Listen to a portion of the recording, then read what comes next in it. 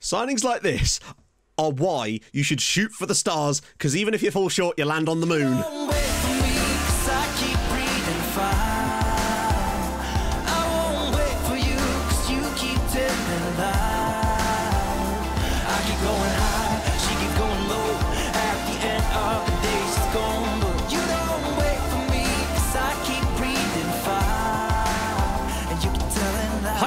And welcome back to another episode of Outcasts to Icons with me, the most excited man in Cyprus. As always, if you are enjoying the save, smash that like button, tickle it for the algorithm, all that jazzery. Yeah, moving on. Now, it has been a pretty mad summer. This is probably the most fun I've had in a transfer window for a very, very long time, to be honest. I've taken a completely different approach to signing and scouting and recruiting players this summer, just because we've kind of been forced into the position we're in, where you'll see the Champions League in the background, because we're going to talk about this stuff in a second as well. When you're in a position like this, and this is, I suppose, an all-round tip, but I imagine you already do this anyway, but if you don't, this is something you could potentially try out if you're managing a team at this kind of level, where you don't have a good number of scouts, to the point where your recruitment process of actually scouting players is very, very slow. And I find that this is one of the few times when having agent offers and all that jazz going straight into your inbox constantly is actually very useful, because I can just take a little look at them. If they're free agents or the clubs with non-contracts, I can just offer some of the players trials if they're in positions I'm looking for. A lot of them will be crap, but you can just take them on 2 weeks, I find, is enough for us to get a good knowledge of the player. And I basically use that as my recruitment. We've basically just done one long summer of people coming in and out going, yeah, it's kind of all right here, isn't it? And then I sign them up, basically. Obviously, with the main part of this save being the idea of winning the Champions League, although it does feel like this is the moon and we're stuck at the bottom of the Mariana Trench right now, I thought we'd have a look at the way these things went. So Liverpool beat Bayern Munich in the final, hilariously in Munich, which is quite funny, but nevertheless, that doesn't affect the actual overall changes to the save. There is a change, though. It's not in the Europa League either, where Chelsea were the victors over Everton in the final. English clubs still dominating. Usually that happens, I find, when you don't have a lot of leagues turned on. Apparently that happens when you do as well. But the big change was in the Europa Conference League, where Brighton have won a European trophy. Graham Potter and the XG boys have done it. They beat Bayer Leverkusen in the final in the Johan Cruyff Arena in Amsterdam. So Brighton are now officially off of the manageable teams list. I did not expect them to be one of the ones that have fallen. So far, added to the list, this save so far, Ludogorets and Brighton. The world's weird, friends. The world is weird. Now, as was pointed out to me at the beginning of last season, or when we joined the club basically, that the club had apparently allocated £1 million in transfer funds for the following season. This is that season. And I thought, yeah, but they're not that nuts to actually give us that money, are they? Narrator, they were indeed that nuts. Not that I've spent any money on transfers per se, but it has given us an insane amount of wage budget to work with. Now, I have still tried to work within the original parameters because, you know, they've been kind enough to give us this an opportunity here, and I don't want to completely run them into the ground. So we haven't been too wasteful when it comes to wages, and have tried to keep the budget relatively similar to last season, just with, you know, players coming out, players coming in. I think we might be slightly higher than that, but I felt the opportunity was there for us to really build a team that could challenge for the title in this league this season and get promoted. And I think we may well have actually done that. Still a few more options I'm looking at, although I think the transfer window might be shutting very, very soon. Today's game that we're going to be playing is actually in the Cup, because it's the first match of the season, but don't worry, next episode we'll get straight into the league and stuff like that and screw the second leg of this Cup match. Right, without any further ado, there's no point in any adieus at this point. I'm going to show you the players that have left first, because that's quite a big bunch. As you can see, quite a large amount. Not many of the names you'll actually recognise probably in there. Papa Giorgio was released. He didn't want to sign a new deal, which was quite annoying. Most of the rest of them are players that were like around, possibly could have been backups occasionally to us last season, but were never actually going to play full time for us, really. So they've all gone out on released. It's all good. That saved us a decent amount of wages, just with people like Kai Hearings leaving and stuff like that. And this is he. You notice I've changed this page so that it covers the comparison so you don't get spoiled about other players we've signed just yet. Pavlos Kyriakidis has joined Warta Poznan over in Poland for £45,000. I felt like we could have potentially got more, but the situation between me and Pavlos was becoming untenable. Onto the ins. And, there are some big ins. But starting off with a small one, it's Ibrahim Ak, who's coming from Adanyaspor. He's gone straight out on loan to Ahmed SK, but free transfer. Was able to bring him in on virtually no money.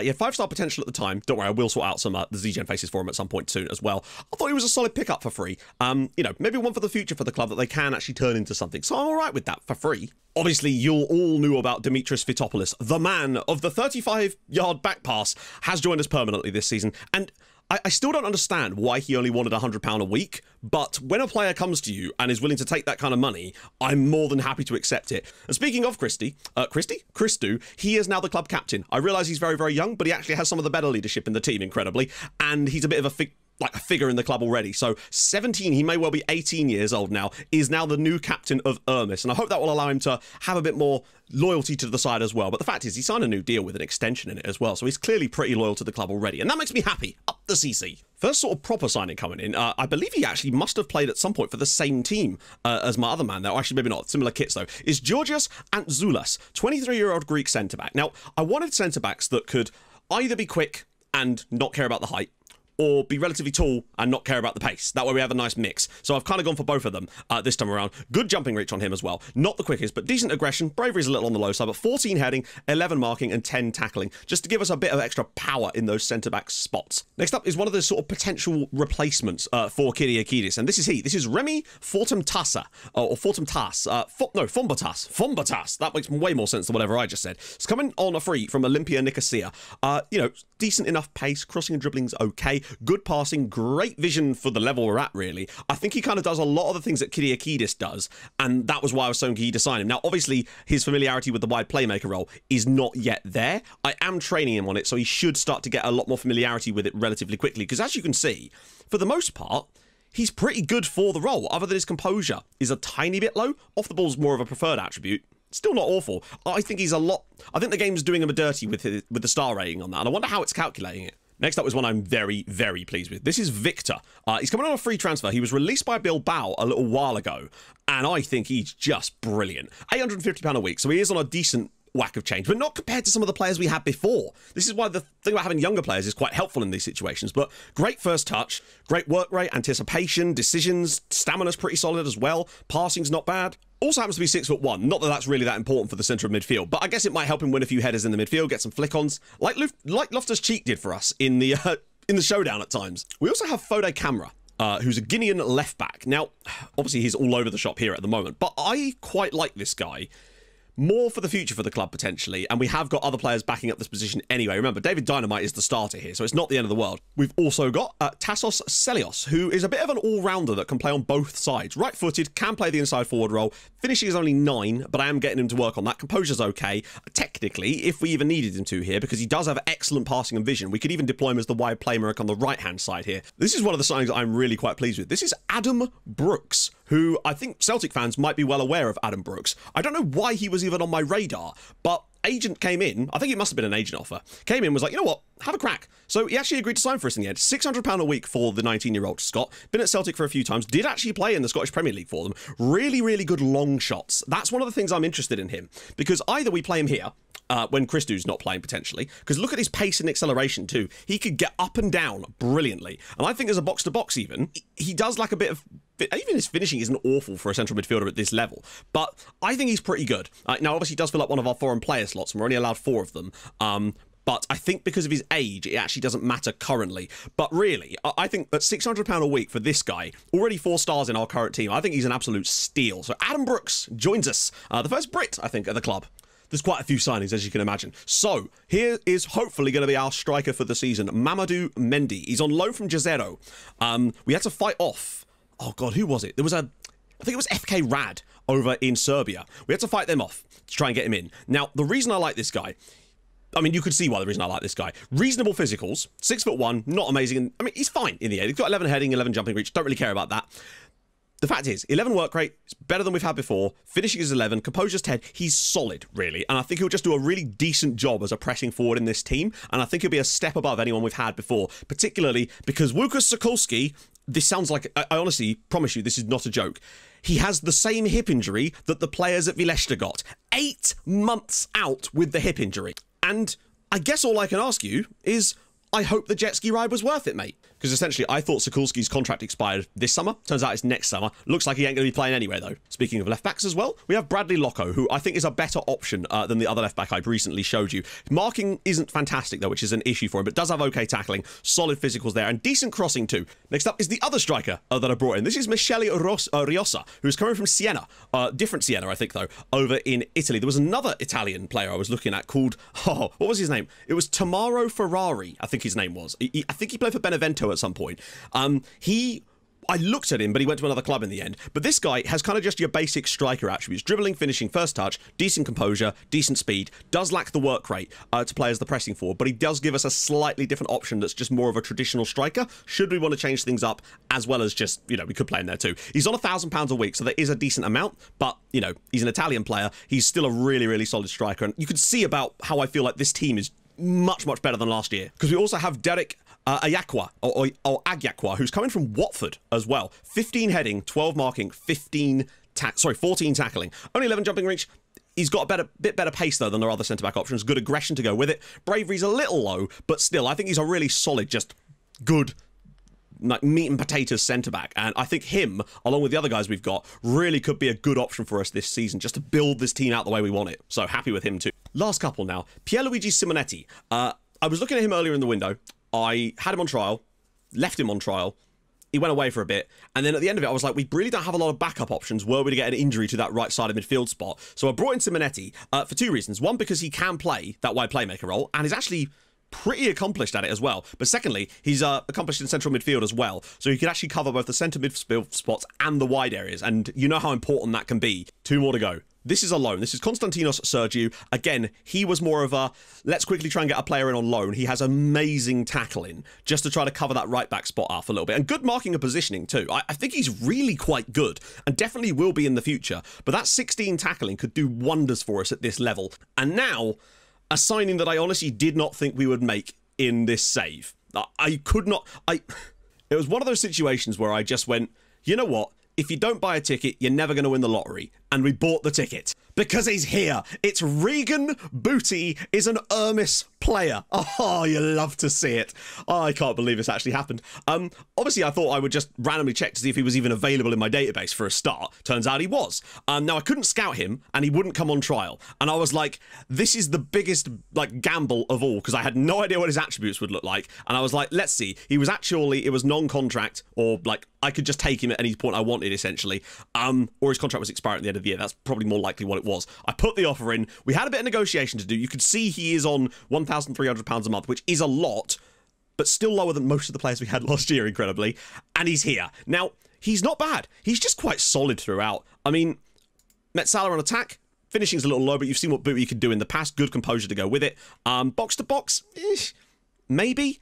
Perhaps not quite as much. He's a man. I love him so much. Those of you that may be new to my content, I've had Regan Booty on a lot of my English saves for a long, long time, ever since I just signed him on a whim for Stockport because I thought his name was funny. And he's gone to the Premier League with me on several of those different saves. That's how good he is. If you're looking for a lower league player that will just grow with your team, the man is Regan Booty. Trust me. He will not let you down. I just can't believe he's actually here. Signings like this are why you should shoot for the stars, because even if you fall short, you land on the moon. So, that concludes our squad. Oh, we have Sawless back again as well. I decided to just try and extend the loan. We still have to play him as attacking mid, but someone in the comments has given me a little strat we could try in games where we want to play him, where you start him there and just swap him over, and then the manager's like, I see nothing wrong with this. To give you an idea of just how much wage buddy I still have left, given how much the board gave me, I have 12,000 excess. And I think we're still spending less this season than we were last year. Maybe. That might well be the case, I think. But I'm not about to go bankrupt the club, although they are kind of doing that themselves in many ways. I think they're really relying on a top flight promotion this year. So, in the cup today, the Coca-Cola Cup no less, we are playing against Peik, which is an excellent name. I'm sure it stands for something much, much more interesting than that. Oh, okay. Not really sure who's going to line up where. One other thing I tried in pre-season, still not sure how this is going to work, obviously I'll change this in a sec, is obviously with the wide playmaker, you can't tell them what to do. The role is very specialised, so there's not a lot you can really add to it yourself. Because one of the things I like is when we get those back post crosses to, not Sawless in this case, but usually Marco Mira. But you can, however, put it on your fullback. And I noticed a couple of times last season that we were getting nice crosses in. That particular one, I think it was against Ammonia, where Stylianu got the ball around back here and was just able to pick that ball out to the far post. I want him to do that more, if anything. Right, this is definitely not the shape that we're going to be going with. Okay, that's going to probably do that. Let me just sort the bench too. Actually, it'd be a bit of a shame if Booty didn't get to start here now, wouldn't it? After you bring him in and then hype him up like that. So I think that's going to be our starting 11 for today. We'll rest out Saulus for this one. Need to get some more match fitness coming up as well anyway. So we'll schedule a friendly in between to get that back going again. So our lineup will be Mendy, Miera, Christou, Victor, Booty, Fombatas, Dynamite, Agyakwa, Ancelas, and Stiliano with Duvniak in goal. I did think about signing another goalkeeper, but I really quite liked Duvniak over the end of last season. But, oh my goodness, look at this. Look at this. I do wonder if this is because I've brought in a lot of these players and have good relationships with them, and therefore our relationship with these players is going to help us massively and improve the atmosphere in the club. That could be a massive factor. Cohesion too. Right then, here we go. Peak against Ermis. The new lads are in there. Regan Booty is in Cyprus, in the centre of our midfield. This can prove that dreams truly can come true. Come true. When is he going to get his first touch of the ball as a Cypriot footballer? You love to see it. Get him to declare or something one day. I don't know how long you have to be in Cyprus for that. Watch this be the one save where Regan Booty just has not got it. Mira running down this left-hand side for us now. Keita gets in on it, but Mira's still going. Oh, look at the options. One of them is Fombatas, and it's over the crossbar. I like that both of our centre-backs have got names starting with A. They're the double A battery. Oh, no, the double A battery. I really quite like that, actually, as a defensive name. Oh, what a tackle from Victor. We've broken the lines a little bit here. Booty, Christou, Mendy. Can't get the shot away, though. Fombatas, Booty. Goes for goal. Oh, he scored! Regan Booty has scored after 25 minutes into his debut. And that right there, my friends, is the reason you need to sign Regan. What a finish from Regan Bastard Booty. We had a thing, the Booty banger, and I think we may have just seen another one. How on earth has he picked this shot out here? Look at the bend on that from Booty, straight into the bottom corner. And it's Peak 0, Ermis 1. Booty's given it large already. I couldn't have asked for a better scorer of the goal so far. And Sulas with the header off the crossbar and out for a goal kick. Now, since it is only the Coca-Cola Cup, I might experiment with a slightly higher tempo in the second half, just to see if that will allow us to move the ball faster and break down some of these teams that sit a bit deeper. I'm filled with a lot of hope. We're running this team off the park on the pitch at the moment, and they're, I believe, newly relegated from the top flight in Cyprus. Watch this be another one of these situations where they're actually promoted. Booty again. Goes to the far post here for David Dynamite. Might just have a shot here, actually. Nope. He's in the box, though. Can he pull it back for someone? Finds Victor. Oh, Victor, I believe he has the long shots, and it's shown right there. Peak 0, Ermis 2, Victor with the long-range strike this time. We haven't really managed to get in behind them, but we haven't needed to. And I do wonder if just having midfielders that can take on those types of opportunities for us could really help against these teams that are hard to break down, because we can score goals like that now. No, Brega, eat your heart out, buddy. 2 debut goals. Drops it around for Fombatas. Might get it back, you know, as Saulus is through, and it is now 3-0. Vasilis Saulus, Fombatas with the assist. 3-0 to Ermis. I think we've built ourselves an extremely good team for this season. Not only that, but I think we're going to play some extremely nice football this year too, and that in a way is actually more fun. It's all very well winning, but you want to look at the pass from, what a ball from Fombatas. That's wide playmaking at its best. Saulus off the bench to make it 3-0. Beautiful football. Rafa's long ball downfield. Easily mopped up and well dropped off to David Dynamite too. Oh, I like this team an awful lot. It's early days yet, but I am extremely happy with what I'm seeing. There's just something about watching them. Rios are into the channel now. Can he pull this back for someone perhaps? There's lots of bodies in the box. And he's gone for Saulus again, and it's a good save. Men making those runs. Don't let them have a late one. That's fine. And that'll probably do it. That should be game over here. It looks like it is going to be Peak 0 or Peg 0. Ermis Arapidu 3. Really good performance. Booty and Victor with the goals. Great little goal from Saulus off the bench as well, just to add on to that. I couldn't have asked for a better performance from the lads. Basically all round. Defensively stable, controlled possession, created opportunities. Looked really, really good on the night. That is about as perfect as I could have hoped for there. I hope these guys were relegated last year, because if they were, I'm extremely excited about this season. And they weren't even match fit yet. Yep, they were relegated from the top flight last season. I honestly could not be happier. Now, next episode, we're going to come back and start with Alki, because we don't really need to see the second leg of this particularly at this point. So we'll come back and do the Alki game, and maybe like, is there a derby in there? No. We'll figure... Nope, never mind. Never mind. I know what we're doing as the second game of next episode. Oh my god. So again, those of you that never saw the original Outcast to Icons, we managed Achironis the last time we were in Cyprus on Outcast to Icons. They've Their badge is a lot better than it was last time, is what I will say. That has to be it. It's the OTI Derby. Come on. Right. Okay, if you've enjoyed this episode, and I really, really hope you have, drop a like, do it for the algorithm and all that jazz. If you're new to my content and you've enjoyed this, drop a subscribe. It'd be lovely. It's free. I know that like 30% or something aren't subscribed, so hey, maybe today's the day I make you change your mind about that. And yeah, I stream on Twitch Tuesdays, Thursdays, and Saturdays, but not this weekend. And I will see you guys tomorrow. No, not tomorrow, for Sunday, for some really, really fun matches, to be honest. I'll see you guys soon. Thank you so much for watching. Hold your gun. Capybara. Bye-bye.